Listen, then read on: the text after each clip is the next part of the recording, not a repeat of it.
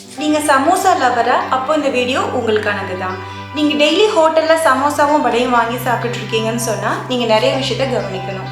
இதை செய்கிறதுக்கு அவங்க யூஸ் பண்ணுறது ரீஃபைண்ட் ஆயில். இந்த ரீஃபைண்ட் ஆயில் நம்ம கைக்கு வரத்துக்கு முன்னாடி நிறைய ப்ராசஸ்க்கு கொண்டு போகிறாங்க, நிறைய ஹீட் பண்ணுறாங்க, ஹெக்ஸைன் மாதிரியான நிறைய கெமிக்கல் காம்பவுண்ட்ஸ் சேர்க்குறாங்க. எதுக்காகன்னு சொன்னால் அப்போ தான் இது நம்ம கெட்டு போகாமல் ரொம்ப நாள் வச்சு யூஸ் பண்ண முடியுங்கிறதுக்காக. ஆனால் அந்த மாதிரி செய்கிறதுனால இதில் நிறைய டாக்ஸிக் காம்பவுண்ட்ஸ் ப்ரொடியூஸ் ஆகுது.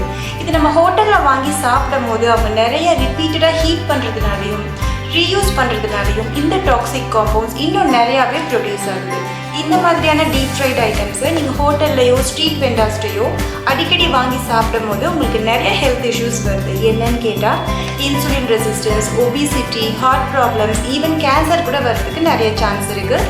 ஃபேட்டி லிவர் இஷ்யூஸ் வர்றதுக்கும் நிறைய சான்ஸ் இருக்குது. ஸோ இதுக்கு என்ன பெஸ்ட் ரெமெடின்னு கேட்டால் டீப் ஃப்ரைட் ஐட்டம்ஸை அவாய்ட் பண்ணுங்கள். அப்படி வேணும்னு நினச்சிங்கன்னா வீட்லேயே செய்து சாப்பிடுங்க. ஆனால் கண்டிப்பாக சன்ஃப்ளவர் ஆயிலோ கெனோலா ஆயிலோ யூஸ் பண்ணாதீங்க. Coconut oil, olive oil, ghee, butter, even beef tallow கூட யூஸ் பண்ணலாம், அதாவது மாட்டோட கொழுப்பு. ஆனால் பெஸ்ட் ஐடியா என்னன்னு கேட்டால் கொஞ்சமாக ஆயில் ஊற்றி பேன் ஃப்ரையோ ஸ்டில் ஃப்ரையோ பண்ணிக்கிறது தான்.